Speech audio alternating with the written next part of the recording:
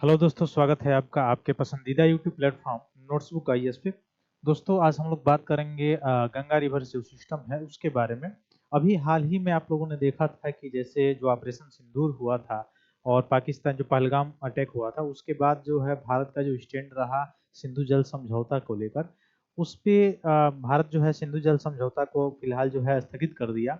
उसमें 1960 में हुआ था वो समझौता और वर्ल्ड बैंक की अध्यक्षता में हुआ था, जिसमें मेजर 5 जो रिवर है वहाँ के, ठीक है, सिंधु नदी है और उसके जो मुख्य रूप से सहायक नदियां हैं, उनके जल से संबंधित जो अधिकार थे वो उसके बात की गई थी, जिसमें से 80% जो है जल है सीजेआई। सीजेआई का मतलब आप समझ रहे होंगे, सीजेआई मतलब चेनाब, झेलम और इंडस यानी सिंधु।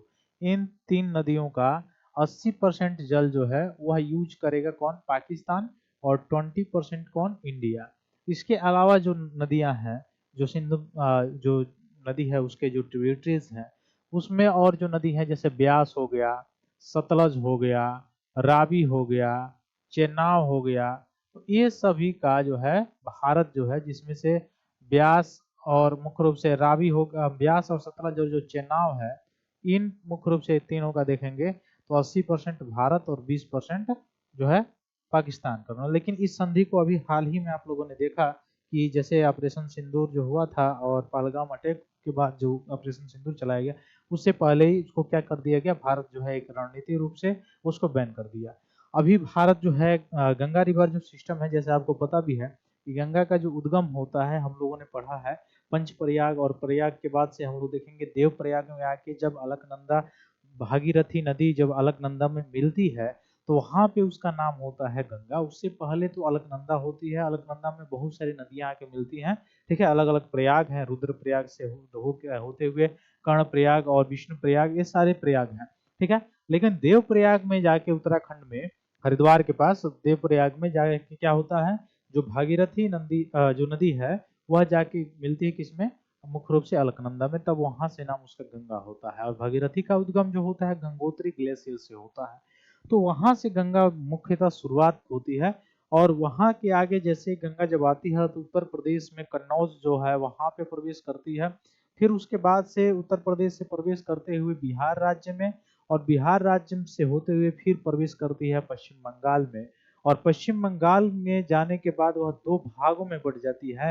एक भाग तो हुगली सहित वह चला जाता है आपका पश्चिम बंगाल से होते हुए बंगाल की खाड़ी में, और दूसरा वाला जो भाग है जिसका नाम पद्मा है, वह पद्मा जो है चला जाता है कहाँ पे? बांग्लादेश में।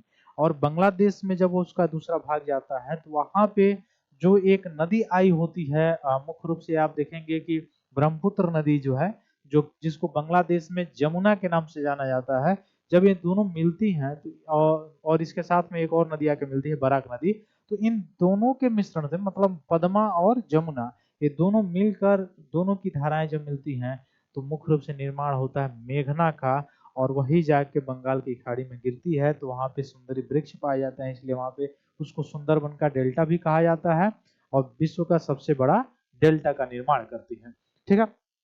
तो इस पे आखिर भारत सरकार ने स्टैंड एक क्यों लिया है?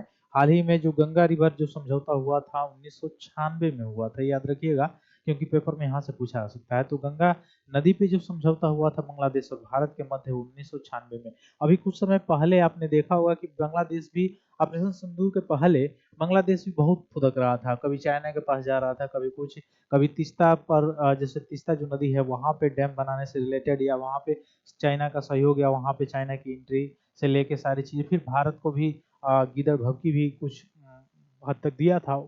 लेकिन जैसे ही ऑपरेशन सिंदूर हुआ उसके बाद से बिल्कुल अपने बयान से वो पलट गया। लेकिन भारत अब 2 कारणों से हो सकता है, एक तो सिक्योरिटी कारण हो गया, जैसे वो तीस्ता पे बनवा रहा है, तो दूसरा कारण जो है भारत का ये कहना है कि जो जलवायु परिवर्तन हो रहा है, क्लाइमेट जो चेंज हो रहा है, उसके तहत क्या हो रहा है कि नदियों की जो पानी है इवन जो है उसमें कमी आ रहा है। मुख्य रूप से नदियों की पानी में कमी की बात नहीं है, मुख्य बात यह है कि जो कृषि क्षेत्र है उसमें सिंचाई के लिए और आवश्यकताएं बढ़ गई हैं, जिसके लिए सिंचाई के लिए मुख्य रूप से यह नदियों के जो जल है उसको डाइवर्ट किया जा रहा है। तो इसलिए यह भारत सरकार इसमें संशोधन करने की बात कर रही है, ठीक है। तो आइए हम लोग इसी को देखेंगे आज कि क्या क्या सारी चीजें हुई हैं। भारत सरकार जो है सिंचाई से लेके बंदरगाह और रख रखाव के लिए इसमें मतलब मुख्य रूप से बंदरगाह और सिंचाई के लिए यह संधि में संशोधन करने की मतलब बात कर रही है। इसमें आप लोग बताएंगे कि एक नेशनल वाटर वे है, यानी राष्ट्रीय राष्ट्रीय जलीय मार्ग 1, नेशनल वाटर वे फर्स्ट, कहाँ से कहाँ तक है, कहाँ से कहाँ तक है, तो इलाहाबाद से, यानी प्रयागराज जो अब नाम हो गया है, इलाहाबाद से हल्दिया तक है। अभी हल्दिया कहाँ पड़ता है, वेस्ट बंगाल में पड़ता है, पश्चिम बंगाल में। ठीक है, अब यहाँ पे भी बंदरगाह को डेवलपमेंट करने की बात की जा रही है। ठीक है, तो इवन गंगा की सहायक नदी आप याद रखेंगे, बाएं से कौन कौन सहायक है, दाएं से कौन कौन सहायक है, हिमालय क्षेत्र से कौन कौन सहायक नदियां हैं। तो हिमालय क्षेत्र से आप देखेंगे सहायक नदी में सबसे पहले आती है वह है रामगंगा नदी। उसके बाद से आप देखेंगे शारदा नदी है, गोमती है, घाघरा है, गंडक है, बूढ़ी गंडक है, कोसी है, महानंदा है। और अगर आप देखेंगे कि साउथ साइड से, दाहिने साइड से अगर आती है जो नदी, तो मेजर रूप से एक यमुना नदी है जो आके इसमें मिलती है। बिहार साइड में और बहुत सारी नदियां आके मिलती हैं इसमें, जैसे सोन नदी हो गई, टोंस नदी हो गई, रिहंद हो गया, ये सारी नदियां इसमें आके मिलती हैं। ठीक है, तो 1996 की गंगा जल संधि है, किसके किसके बीच में, भारत और बांग्लादेश के बीच में है। यह 1996 में संधि पे हस्ताक्षर किया गया था। भारत का रुख ये है कि भारत चाहता है कि बढ़ती हुई जल जो आवश्यकता है जल की, खासकर सिंचाई हो गया, बंदरगाह का रख रखाव हो गया, उसके लिए, ऊर्जा उत्पादन के लिए, तो उसके लिए यह संशोधन करना चाह रहा है।